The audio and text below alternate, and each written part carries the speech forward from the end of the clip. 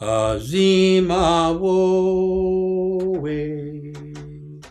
Azima wo, Azima wo.